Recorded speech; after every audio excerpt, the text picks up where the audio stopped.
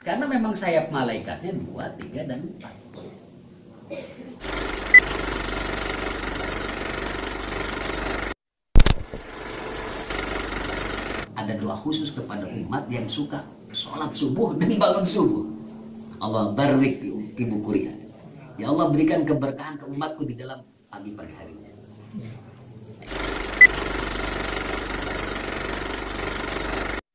Satu kehormatan bagi saya ya, bisa bertemu langsung dengan beliau. Dia begitu ramah, mungkin memberikan wejangan, arahan ya, disertai dengan dalil-dalil ya yang memperkuat, bukan cuma bicara, karena ini yang bicara kan ya saya bilang sih ini ketua umum MUI kan begitu, tak sembarangan gitu.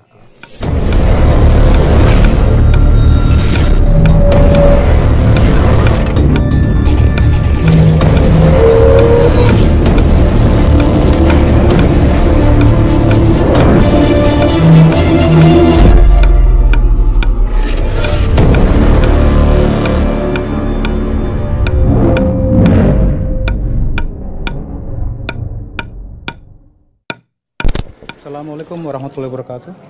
Pada semua sahabat-sahabat dimanapun berada, semoga selalu dalam keadaan sehat walafiat. Ya, tadinya saya mau live, cuma karena sinyalnya kurang bagus, jadi saya coba rekam aja untuk mendokumentasikan perjalanan saya ke Pondok Pesantren Jamiatul Ikhwan yang berada di Desa Malangga, Tunjung Teja, Serang, Banten. Ya, tampak di belakang saya ini. Ini adalah pondok pesantren yang baru diresmikan oleh Bupati Serang beberapa bulan lalu ya. Lokasi pondok pesantren Jamiatul Ikhwan ini berada di lahan seluas 1 hektar kurang lebih, dengan kapasitas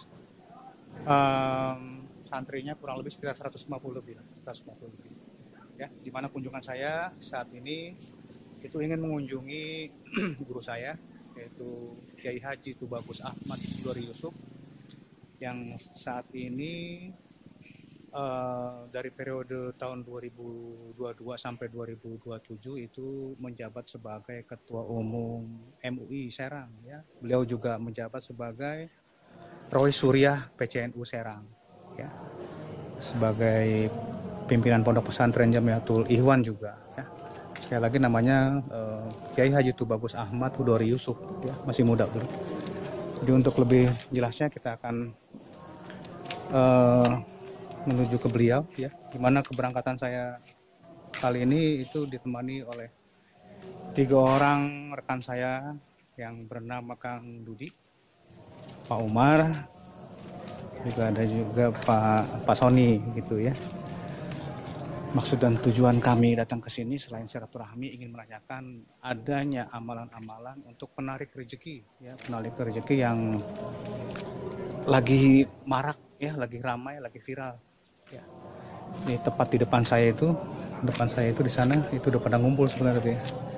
Udah pada ngumpul di sana ya, menyambut saya, nunggu saya. Tadi saya memisahkan diri dulu. Tuh, ya tampak di sana itu dia lagi santri-santri lagi pada mempersiapkan nuzulul Al-Qur'an panggung. Ini cukup lelah juga nih karena tadi saya yang nyetir ya, agak-agak goyang jalan aja kan.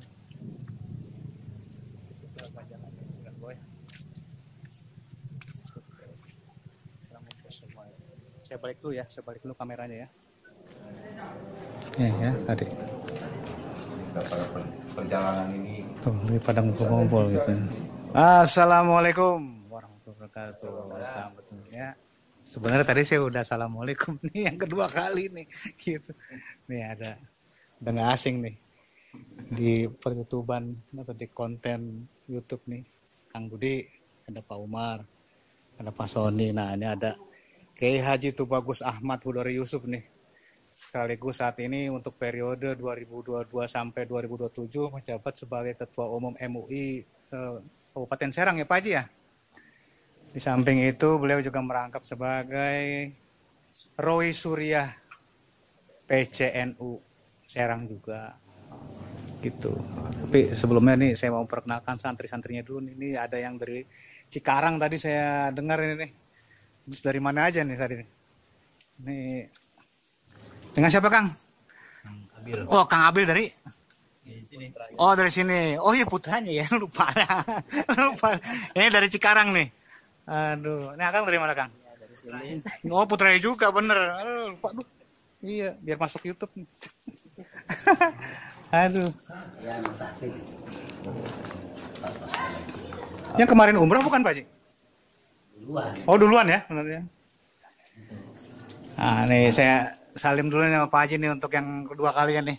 Alhamdulillahirobbilalamin. Mudah-mudahan kedatangan kita disambut ini. Insya Allah, amin. Aduh, udah lama juga saya nggak kesini nih Pak Haji nih. Mudah-mudahan. Tapi pangling nih Pak Haji nih. Banyak Suasana jadi bagus. perubahan. Hah? Oh iya. Biar lebih enak lagi, Bram. Hah? Iya. Biar enak lagi kamu ngomong sama Pak Haji. Mau berdekatan silakan langsung. Iya, santai aja. Masih capek tadi habis nyetir. Jalanannya luar biasa soalnya tadi lewat bukan jalur yang biasa saya lewatin gitu. Dulu masih kecil. Hah? Tahun berapa saya tadi? Tahun berapa? 10 tahun yang lalu gitu. 2013 an. Iya. 13 ya? Iya kalau nggak salah. Iya umuran berapa? 2013 mah berapa tahun bro? Iya. Pada masih kecil-kecil dulu. Jadi Pak Umar, maksud saya ke sini itu datang ke Pak Haji gitu. Selain sowan atau silaturahmi, ini saya kalau diizinkan mau minta amalan nih Pak Umar. Katanya ada amalan penarik rezeki katanya. Atau apa Miftahul Rizki ya Pak Haji ya? Nanti mungkin lebih lanjut Pak Haji sendiri nanti akan menerangkan apakah itu Miftahul Rizki, kemudian tata caranya bagaimana seperti itu. Kan begitu Kang Rudi di aja nih. Ya udah lanjut aja Kang dulu. Mantap Bram Masih- pokoknya Bram. Masih Oke. mabok di jalan tadi tuh ya, udah lama ini tuh ya nggak keluar rumah tuh biasa seperti itu. Terus bagaimana Pak Haji pesantren Jamiatul Ikhwan ini didirikan kapan ya waktu itu ya? Kalau didirikan itu dari 1996. 1996 ya? Nah, tetapi salafiyah saja. Kobong-kobong biasa gitu ya Pak Haji ya, seingat saya. Berjalan 11 tahun 2007 baru didirikan sekolah. Pada waktu itu madrasah Tasanawiyah Betul. dan madrasah aliyah. Cuma sekarang diganti dari madrasah Tasanawiyahnya jadi SMP. Jadi SMP. Kalau aliyahnya masih ada, kemudian ditambah SMK. SMK.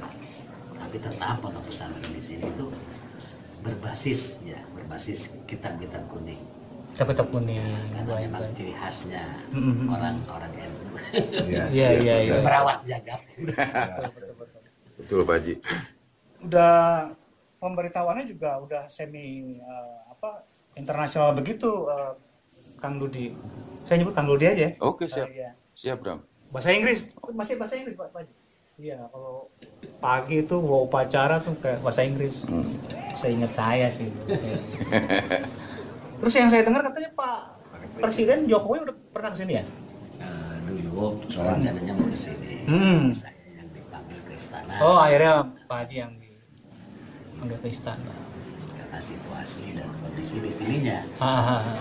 Untuk 3.000 jamaah itu belum masuk Nggak lagi nampung nih. ya, nggak nampung ya. Bakalan nampung. benar-benar. Bakalan nampung. Nggak nampung ya, benar-benar.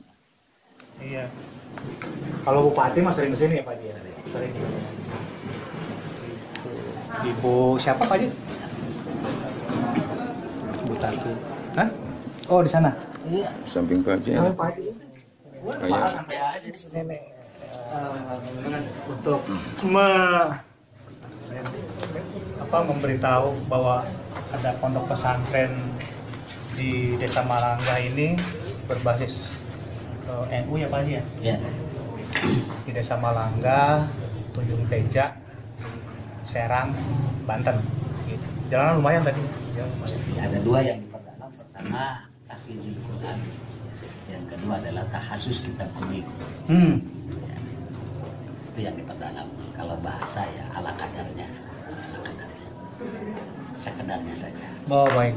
Karena memang kita berbasisnya di kitab sama tahfidz itu. Oh gitu. Jadi total santrinya atau kapasitas santri yang ada di sini?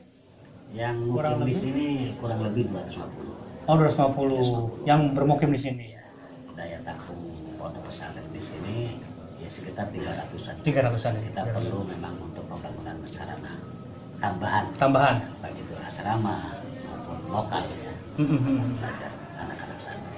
Kabul maksud. Iya, mudah-mudahan maksudnya. Iya. Kang Beb pembina dong, nih saya ambil Ayo, kopi udah. nih. Ayo silakan. Mau ngopi dulu nih. Gitu. Aku merasa bangga aja Kang Bram Iya. bisa Jarang-jarang bertemu langsung ketemu. sama Pak Kiai di sini. Alhamdulillah disambutnya juga alhamdulillah. Iya. Ini Alhamdulillah. merupakan satu kehormatan bagi saya ketemu dengan Pak Kiai di sini. Bahkan di sini juga ada santrinya, ada putranya juga. Putranya juga. Alhamdulillah ya dengan ramah tamah saya diterima di sini Welcome gitu. lah ya gitu ya. Banget itu Kang Bram. Alhamdulillah. Saya mah kalau nggak salah ke sini, kalau nggak salah ya Pak Haji, kalau nggak salah ingat. Oh, dari tahun 90. Tahun Iya, kalau nggak salah tahun 90. Ya benar. 90-an saya di sini. Jadi agak ya emang udah berapa kali ke sini, cuma ini yang sekarang ini ya pangling lah gitu ya. Sebelum ada pondok pesantrennya. Sebelum ada pondok pesantren masih ya kobong-kobong begitu kan. Bambu-bambu ya saung kayak gitu. Kang Rudi gitu. Dililingin begitu kan. Iya. Ini mau ada acara apa nih Pak Haji nih? Ini buat besok acara peringatan Nuzulul Quran Oh, iya. sekaligus taparuk para santri Oh, sebelum pulang. sebelum pulang. Sebelum pulang. Alhamdulillah. Alhamdulillah.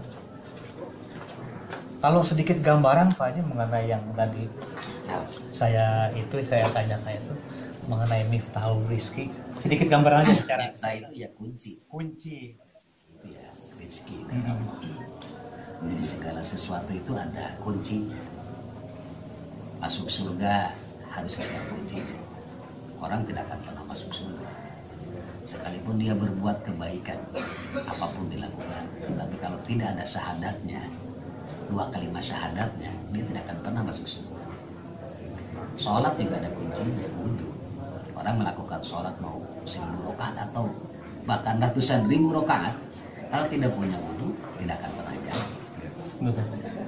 Demikian juga kalau kita pengen ditambah kenikmatan oleh Allah, ada kuncinya, syukur. Oh, syukur Kang Rudi. Kang Bram harus coba bersyukur tiap hari itu. Masih bisa dikasih napas. Oh iyalah. Orang kita aja bersyukur nyampe sini Kang Bram gimana? Kalau saya selalu bersyukur Pak Kiai. Cuma ada yang tidak mau bersyukur. Nah, apa tuh? Biasanya orang itu menunggu sukses dulu untuk syukur. Oh, ya. Padahal harus dibalik, bersyukur dulu baru sukses. Hmm. Jadi bukan nanti setelah saya sukses bersyukur, salah. Nggak bakalan pernah sukses begitu. Itu yang mesti dicamkan sama umat. Oh, buat yang sedang menyaksikan ini ya. Jadi jangan terbalik itu. Jadi bersyukur dulu, Bersyukur dulu baru disukses. baru disuksesan. Jangan nunggu sukses dulu, baru bersyukur. Gitu. Hmm. Ya, Romar ya. Betul, betul. Jangan dibalik-balik. benar. Jangan kebalik-balik, bener. Nah, ilmu itu mahal ya. Knowledge is a power ya. Pengetahuan itu adalah sumber kekuatan. Jadi segala sesuatunya itu memang ada kuncinya. Very good Bram. Very good kan? Kadang-kadang. Seperti sabar ya. Kalau sabar semua orang bisa sabar ya. Tapi ada yang nggak bisa sabar. Betul, betul. Samsunan. Nah, itu nanti ujung-ujung di situ nanti. Bagaimana kita bisa Samsunan nggak mau sabar. Dijanjiin besok juga masih aja WA. Iya. Masalah rezeki juga sama. Rezeki adalah sesuatu yang gaib sebenarnya, dan pemegang rezeki adalah Allah Subhanahu wa taala. Tetapi Allah sendiri yang membukakan kuncinya, yang membukakan rahasianya. Rahasia rezeki itu telah dibongkar oleh Allah di dalam Al-Quran dan hadis. Ya, bahkan ada kunci-kunci rezeki yang diambil oleh non-muslim. Iya. baik. Kan? Banyak sekali kunci-kunci rezeki yang dipraktekkan oleh non-muslim. Dan Contoh. berhasil. Dan berhasil. Dan berhasil. Colong duluan itu. Dicolong duluan. Iya. Itu yang mesti dicamkan tuh. Kenapa mesti orang non muslim dulu yang bisa mengambil rezeki itu? Kenapa bukan orang muslim sendiri yang harus mendahului hal seperti itu kan? Nah, Ya. pertama kan mungkin juga jarang yang mau berpikirnya lah. tentang tafakur tentang masalah itu. Tetapi bukan berarti tidak ada, di kalangan muslim juga banyak. Ya, ya. Hanya keilmuan itu juga banyak dipraktekkan oleh orang-orang non muslim. Ya, bahkan di zaman sekarang orang-orang non muslim, bahkan saya pernah baca gitu satu buku karangan orang ateis yang menjabarkan tentang kespiritualan itu. Artinya mereka percaya terhadap perkara-perkara yang gaib. Gitu kan. Nah, karena memang rezeki adalah sesuatu yang gaib. Betul. Orang tidak tahu di mana rezeki. Iya benar Pak. Tapi rezeki itu tahu keberadaan kita. Betul. Dan Allah yang akan mengantarkannya. Gitu. Nah, di dalam Al-Quran dan hadis itu Allah telah membongkar rahasia-rahasia tentang rezeki itu. Nah, kalau dalam kitab Nasul Ibad, simple. Kata Sayyidina Umar bin Khattab, kuncinya cuma dua. Pertama, al-birra, melakukan suatu kebaikan terhadap umat manusia. Yang kedua adalah takwa kepada Allah. Nah, mungkin al-birra diambil lah sama orang non muslim. Tetapi mereka berhasil untuk di dunianya. Kita perhatikan, hatta sampai orang yang terkaya pun di dunia, berapa ribu anak yatim di belakang mereka. Berapa orang yang dibantu sama mereka, belum lagi mereka menyumbang untuk pendidikan dan lain sebagainya. Ya. Atau contoh lah di Indonesia, ya saya bukan lagi promosi satu PT ya, ada gitu. Dan ini statusnya memang mereka itu bukan muslim.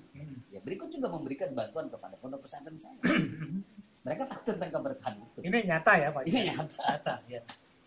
Ketika di saat orang lain perusahaannya kolab karena dia melakukan kebaikan-kebaikan, ya salah satunya bantuan-bantuan keramik lah. Iya.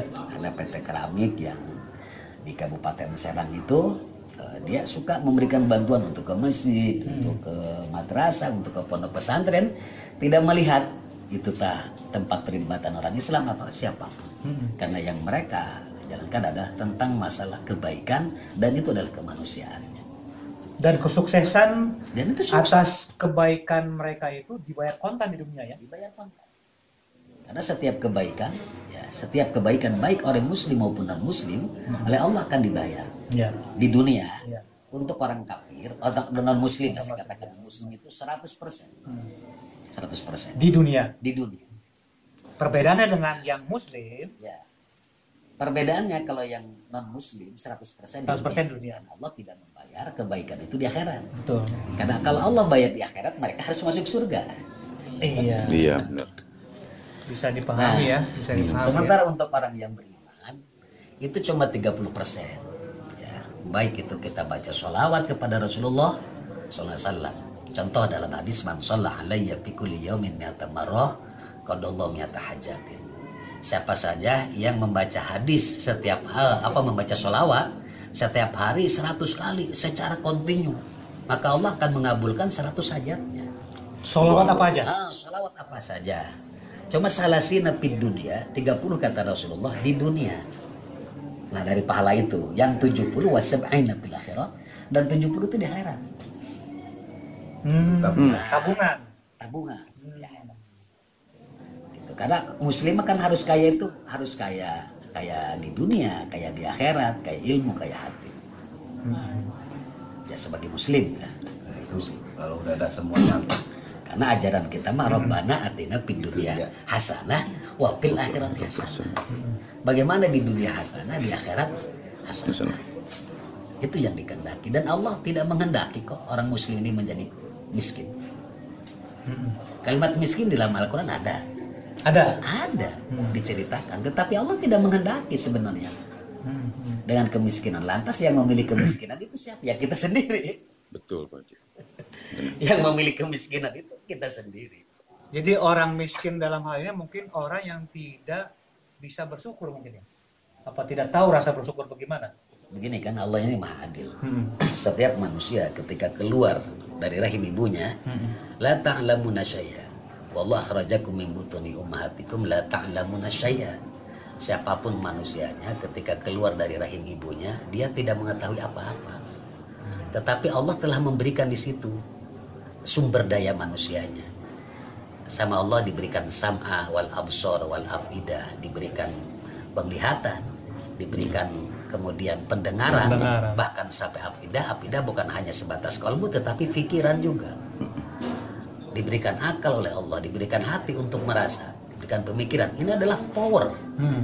Ya, bahasa ininya power, kalau Iya, bahasa iya. Al-Qur'annya kekuatan. Wah, Gitu. Allah telah Pak Haji memberikan udah kuat. bahasa Inggris semua sekarang. Kalau dalam bahasa Mantap. tentang fisika dan kimia ini adalah energi. Energi. Jadi bagaimana sekarang manusia itu bersyukur kepada yang telah diberikan oleh Allah itu. Manusia telah diberikan penglihatannya, manusia telah diberikan pendengaran, manusia diberikan akal pikiran. Tinggal bagaimana kita mengelola itu. Betul. Cuma dalam Al-Quran sudah dinyatakan qalilan ma tashkurun katanya. Sedikit sekali orang yang bersyukur tentang itu.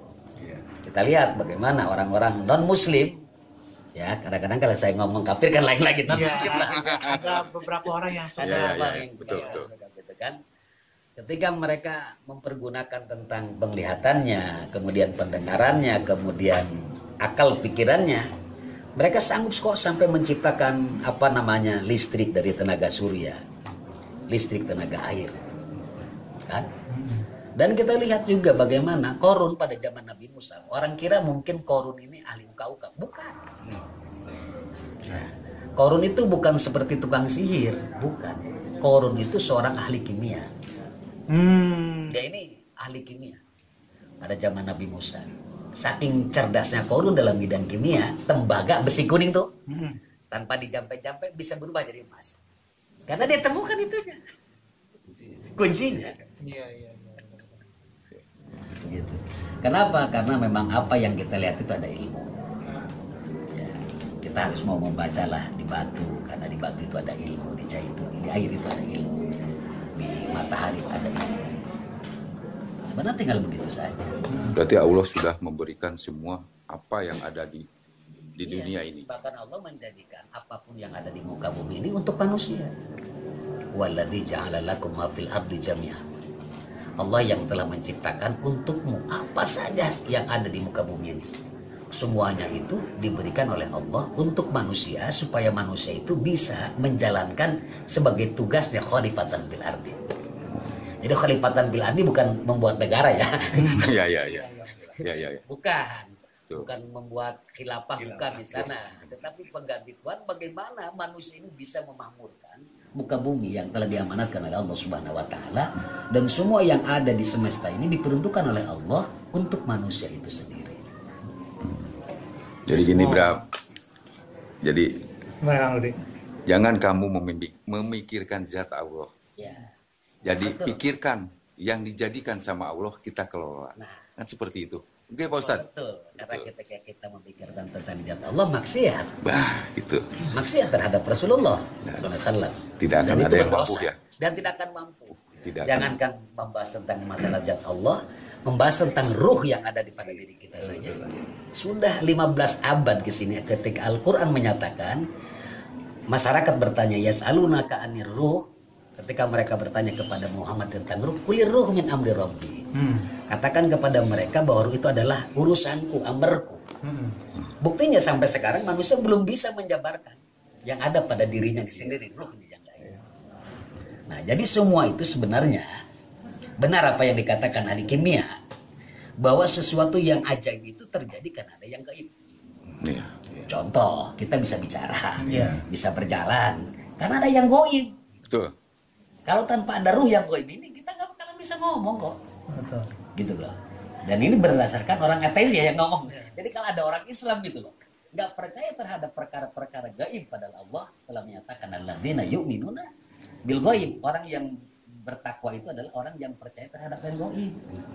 Nah, para ahli kimia membedah itu, ternyata semua keajaiban-keajaiban semesta ini ada sesuatu yang gaib. Gitu. Iya. Contoh, di air juga ada yang gaibnya.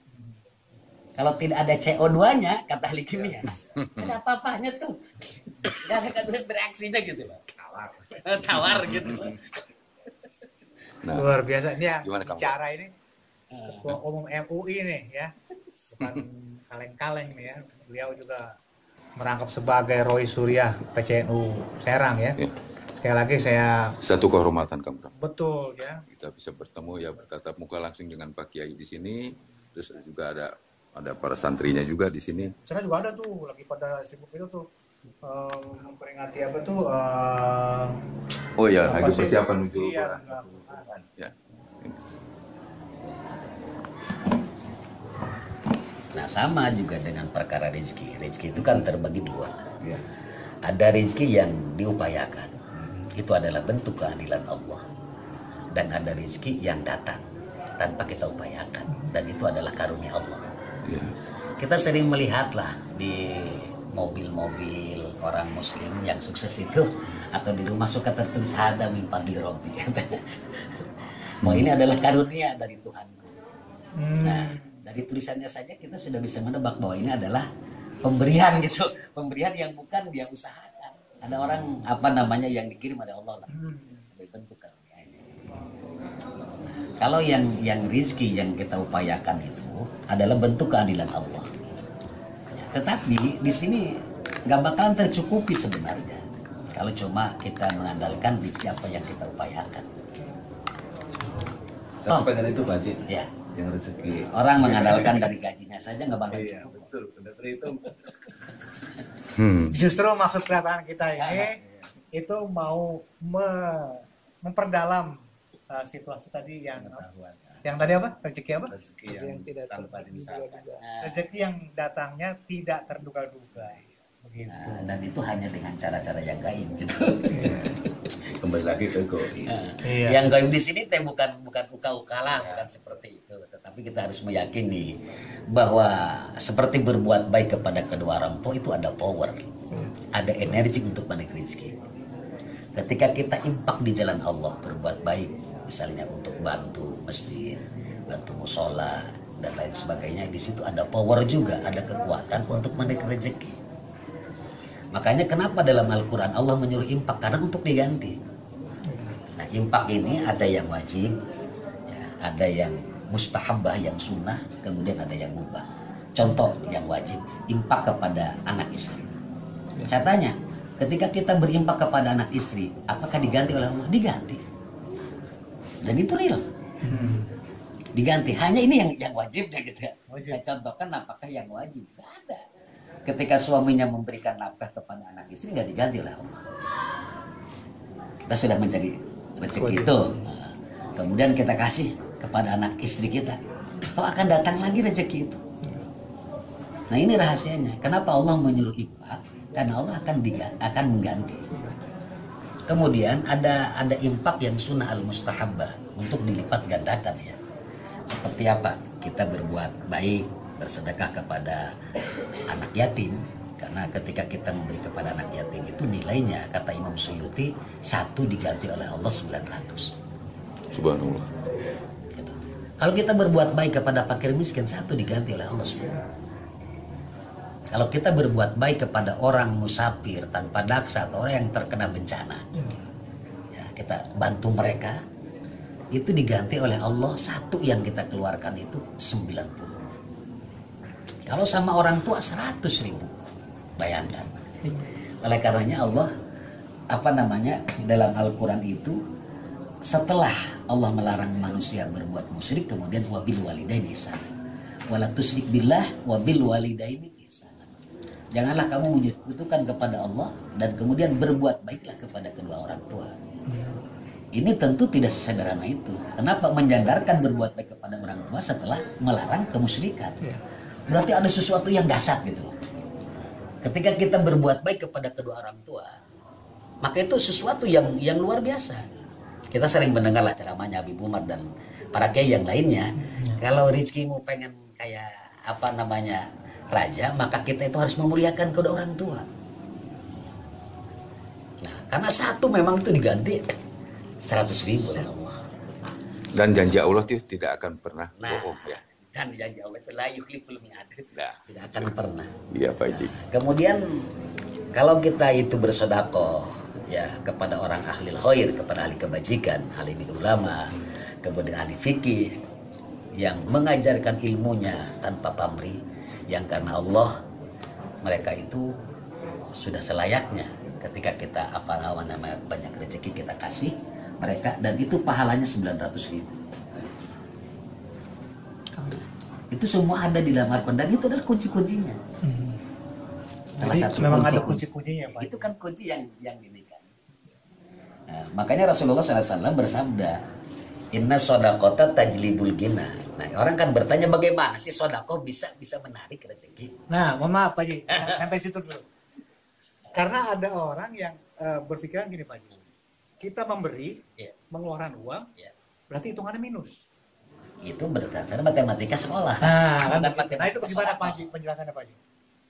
Kan Rasulullah SAW itu menjamin mana kosot sodakotun min malin, tidak akan pernah kurang harta yang disodakohkan. Perlu bukti. Tuh, dijamin Kang Ruti ya. Dijamin. Nah, kita itu kan cuma mendengar ceritanya doang. Sayyidina Anas bin Malik kayaknya segitu zaman Rasulullah. Abdurrahman bin Auf kekayaannya begitu. Cuma dengar ceritanya. Tidak pernah kita itu mempelajari sebenarnya apa rahasia mereka ini. Betul. Bahkan pernah Abdurrahman bin Auf itu semua harta bendanya dihabiskan. Semua ini. Karena mendengar dari Rasulullah SAW bahwa yang paling terakhir masuk surga adalah Abdurrahman bin Auf. Hartanya banyak. Nah, ditanya oleh Abdurrahman bin Auf, kenapa Rasulullah? Karena kamu yang paling kaya. Nah, dari pernyataan itu Abdurrahman bin Auf nggak bisa tidur. Untuk apa? Untuk bagaimana caranya dia bisa menghabiskan harta bendanya, tetapi bukan dengan cara yang sia-sia. Nah, datanglah satu kesempatan pada saat itu di Madinah terjadilah musim kurma yang busuk yang tidak bisa dipanen dan tidak layak untuk dijual belikan. Tidak ada satupun saudagar yang berani untuk membeli itu. Abdurrahman bin Auf karena pengen menghabiskan hartanya dan pengen dia itu masuk surga duluan, gitu kan? Semua kurma yang ada di Madinah dia borong dengan harga 3 kali lipat. Habis sudah, dia tersenyum. Ditanya oleh pembantunya, kenapa? Wahai Said, gitu kan. Sekarang Tuhan bisa tersenyum. Dulu saya tidak tersenyum, gimana saya tidak gembira. Dulu kemarin itu kamu dengarkan bahwa saya yang terakhir.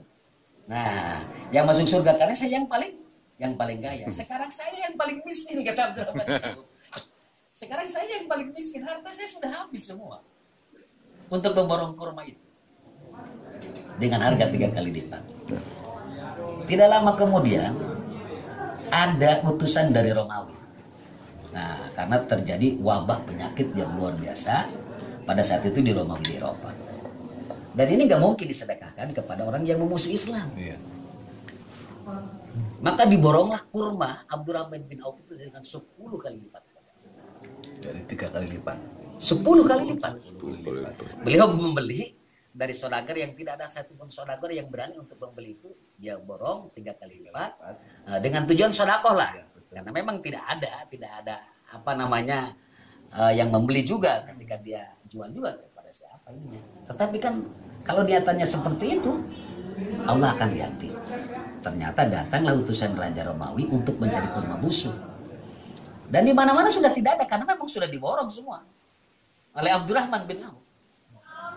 Dan kurma yang busuk itu diborong oleh kerajaan Romawi pada saat itu 10 kali lipat harga yang dibeli oleh Abdurrahman bin Auf. Dari situ kan Abdurrahman bin Auf orang yang gagal miskin. Bukan gagal kaya ya, gagal miskin. Kalau di kita bukan banyaknya yang gagal kaya gitu loh. Iya. Berarti dia untung 7 kali lipat berarti ya? Ya 7 kali lipat. Itu kan luar biasa. Nah, apa yang dilakukan oleh Abdurrahman bin Auf sebenarnya ini yang harus kita pelajari. Baik Pak Haji. Nah, Ini semakin menarik nih ya. ya. Materi Ini semakin- omongan, iya. pembicaraan ya, pembahasannya ya. Jadi kalau misalnya penasaran nih, saksikan terus tayangan Brams Creator. Saya kehabisan kata-kata mendengar. Kita masih di posisi Di sini di Pondok Pesantren Jamiatul Ikhwan. Jamiatul Ikhwan. Sementara kita sudahi dulu ya. Oke. Nanti kita lanjutkan Lanjut lagi. ya. Oke, check it out.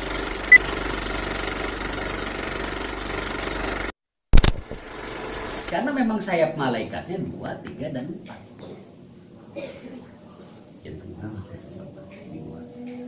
Ini mah sudah tidak berbicara konteks fikih ya. Ya. Jangan dibayangkan. Jangan dari mana ini. Lagi dihitung makanya Pak Haji. Terus Pak Haji, selain keduniawian, subuh yang asar, ya nu akan Kalau untuk tahajud itu menaikkan derajat, Pak. minal laili fatahajjat bihi nafilatan laka asa ayyab'asaka maqaman mahmuda. Kenapa kita subuh ada ke dunia? Karena ada doa khusus dari Rasulullah. Rasulullah itu ada doa khusus kepada umat yang suka sholat subuh dan bangun subuh. Allah barik fi bukuriha. Ya Allah berikan keberkahan ke umatku di dalam pagi-pagi harinya.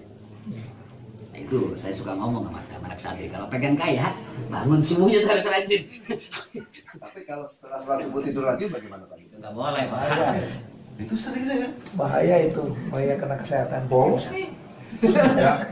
Iya, ini selama bulan Ramadan ini. Sholat subuh. Dan di situ ada rahasianya pergantian malaikat. Salah satunya. Kenapa di kitab-kitab hikmat itu banyak wiridan tentang masalah rezeki, masalah keduniaan yang ditekankan ba'da sholatis subhi dan ba'da sholatil asar. Ya. Karena memang di situ ada pergantian malaikat. A plus. A plusnya. Ya, di rahasia-rahasia yang lainnya gitu. Daripada itu. Jadi kalau habis sholat subuh nggak boleh tidur lagi? Kecuali kapaksa. Makruh hukumnya. Oh, makruh. Tapi di ilmu kesehatan juga nggak Iya, boleh. kalau- Ya, setiap yang dimakruhkan pasti ada yang lain gitu. Tapi tetap ada pahalanya di situ. Pahala tidur. Enggak, bukan. Sholatnya itu tetap ada pahalanya itu. Ya kita sholatnya malah diberi pahala Pak. Kewajiban, Sholatnya mah kewajiban Tapi kan. karena tidurnya itu dari Cuma kita tidur setelah sholat subuh itu dimakruhkan. Oh, jadi berarti Jelek apa? buat kesehatan. Jelek. Itu maksud saya. Di rahasia-rahasia itunya gitu. Jadi yang ditekankan sholat subuh, sholat asar. Nah, ini yang diperbanyak tentang urusan keduniawian. Kenapa saya katakan demikian? Ya mengacu dari kitab-kitab hikmah dan memang faktanya seperti itu. Ada rahasia-rahasia yang lainnya. Nah, Pak Haji, mohon maaf. Kalau buat pekerja malam yang memang jadwal dari sore pulang udah dini hari, terus dia memang harus tidur setelah selesai sholat subuh. Nah, itu bagaimana Pak Haji? Apakah masih hukumnya dikategorikan makruh? Ya itu kan ada uzurnya. Kalau ada uzur lain lagi. Oh, Makanya kalau yang pekerja malam itu mau bisa jadi jenderal. Tetap aja pekerja malam. Ya Pak Hajinya. Benar. malam. nah, ini perhatian nih buat yang kerja malam nih, dunia malam nih. Nah, jadi dalam konteks sedekah itu jangan ada kesalahan. Nah itu Pak. Kalau ada kesalahan ditolak oleh Allah. Maksana kesalahannya di mana tuh Pak? Contoh, kalau kita sudah berniatan untuk sedekah, ya Allah saya keluarkan uang ini untuk saya sedekahkan, itu jangan sampai lewat dari 1 minggu. Bagaimana Pak? Saya niatin ya Allah saya berniat untuk mengeluarkan sedekah uang sebesar misalnya 500.000 untuk saya bagikan kepada fakir miskin misalnya, atau saya bagikan kepada 5 asnaf yang saya sebut tadi. Kemudian setelah itu saya lambat nggak membagikan dalam waktu 1 minggu yang telah saya niati uangnya ini nggak dibagikan ini, ditolak itu. Jadi butuh niat lagi gitu. Terhapus dah. 7 hari ya. Berarti terhapus dengan itu kita harus niatkan lagi kembali. Harus niatkan lagi. Nah itu dari mana sebenarnya? Itu bukan dari dalil ya, dari pentajriban. Karena ulama ahli hikmat itu disebut ahli mujarobat. Iya. Ahli mujarobat itu orang yang melakukan 1 kali 2 kali, kenapa ini gagal? Dia coba lagi, ada apa lagi? Sehingga mereka membuat mujarobat. Jadi dalilnya apa? Nggak ada dalilnya sebenarnya. Dan itu adalah dalilnya dari praktek itu. Kayak analisa ya. Dari analisa. Nah Pak Haji, terkait dengan misalnya kita bernazar kepada Allah, kita tidak bisa diniatkan, tidak bisa dilaksanakan karena mungkin kelalaian lah, itu kan hukumnya dosanya. Ya.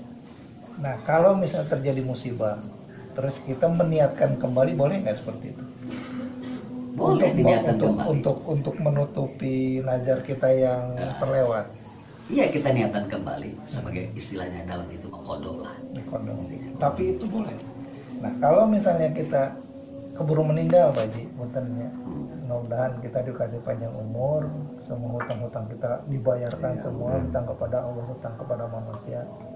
Nah ini kalau terjadi dia meninggal pada waktu dan dia belum bisa melaksanakan nadarnya, tinggal minta sama Allah supaya diampuni diampuni dosa-dosanya dari nadar-nadarnya itu bisa ya, bisa. salah satu kelah dari kita Ya. melakukan.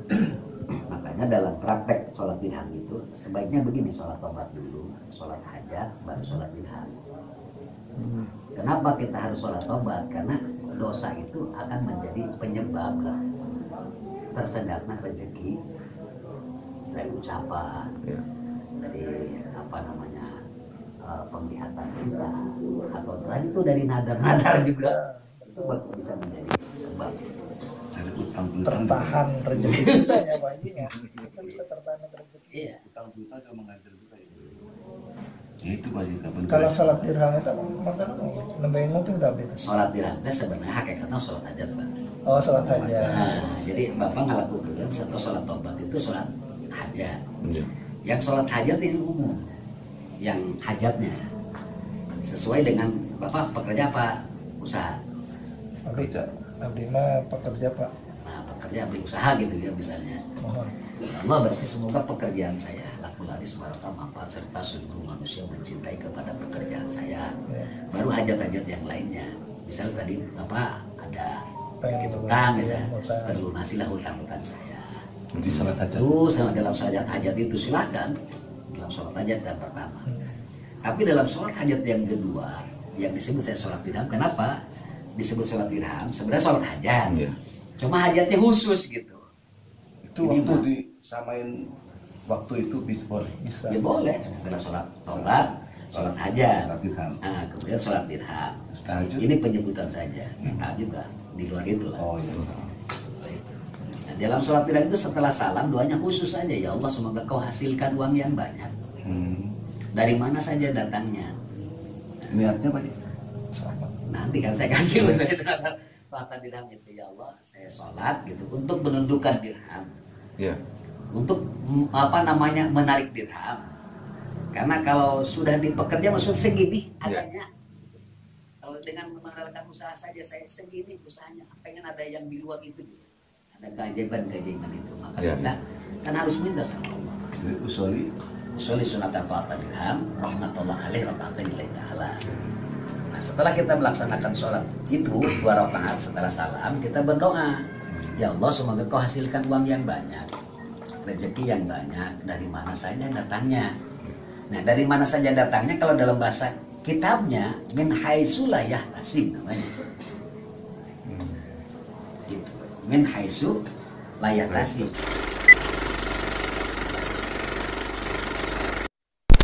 Silo di sana. Ah, sama juga silo. Ah, ini gini. Gitu. Gue lebih ganteng Bram kalau bisa. Gak apa-apa ya. Kayak muda lagi. Iya. Surat kabingan. Ya alhamdulillah ya Pak, Kang Rudi mudah-mudahan sepulangnya dari sini Beberapa orang nih, 2 tim, 5 orang. segala Bapak Kamana. doa, maksud, hajat, keperluan, kebutuhan bisa Medianya media apa? dikabul ya, Sosial bisa media. dikabul. Gitu. Namanya? Ya Di Nadi intinya bisa. Jadi kita silaturahmi ini supaya si ya, kualitas lebih baik. Bisa berlanjut terus ya. bisa berlanjut terus, bisa ketemu terus Cara dengan Pak mencari Kiai di kita sini. Ini benar-benar pelajaran bagi saya sama rekan-rekan saya juga di sini. Nah itu ada Mudah-mudahan semua informasi-informasi tentang ada hikmah-hikmah yang memang mesti kita ambil di sini. Kalau ini lain lagi. Kalau ini Alhamdulillahnya perorangan. saya sama Kalau itu Kang Bram ini korek apa? perusahaan. Tirta Pakuan, Apa? IGN. Saya alhamdulillah sama Kang Bram ini, Kang Bram bisa meluangkan waktunya untuk datang ke Alhamdulillah pesantren Jamiatul Islam. Kegiatan itu sebagai bisa penjembatan lah begitu. Alhamdulillah dengan intinya mah santri nabi lah. saya rasa Kang Bram kan begitu Iya, sibuk juga gitu. Iya. Alhamdulillah. Insya Allah. Eh, Nah, kita bisa nanti sampai kan di sini lah. follower itu Kita bisa sampai di bisa sini. nyambung Mudah-mudahan gitu, ini kalau semua makna-makna. menjadikan kita bertambah Ya, iman kita. tinggalin di situ. Kita intinya Nah. mempertebal iman kita bahwa Nah itu cara membuat pemberitaan. satu Allah itu cara akan ini ada. mengabulkan setiap doa kita, setiap permintaan kita. Karena sosmed Yang mana- lain banyak yang berkunjung ke sana. Orang mungkin Orang nggak tahu caranya berdoa. Iya, apa. dan ternyata kunci-kuncinya ya, Kang. Tiap Ada Tapi kunci-kuncinya ada semuanya. bagian lapangan kita akan ya, masuk ke rumah pun pasti punya bagian kunci. editor satu Iya. Di orang. sini Ya. diterangkan masalah Nah, nanti kunci-kuncinya bagian juga. upload, Kunci Betul. beribadah yang baik, yang benar. ya. Di sini alhamdulillah kita dapat. Iya. Di sini semua pelajaran-pelajaran sama Pak Kiai di sini alhamdulillah. Cuma kita tidak bisa liput secara langsung karena memang sinyal di sini memang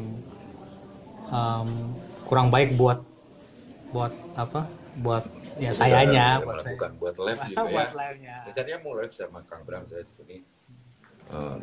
Tapi berhubung sinyal di sini kurang bagus, ya terpaksa saya ya vlog aja lah sama Kang Bram ya. Gimana nanti inti-inti yang kita dengarkan dari ujangan semua dari Pak Kiai ini. Intinya kalau pribadi saya sendiri merasa plong, merasa lega, hati saya, pikiran saya sekarang istilahnya merasa kayak ada tetesan bun gitu. Adem banget gitu. Embun surga. Bagaimana Pak Umar? Ada tetesan embun surga. Embun surga. Betul. Adapun buat para sahabat-sahabat yang memang ingin datang, kita temenin. Khususnya orang tua nih Kang Bram. Sedang Orang tua pingin. mungkin udah banyak yang belum tahu.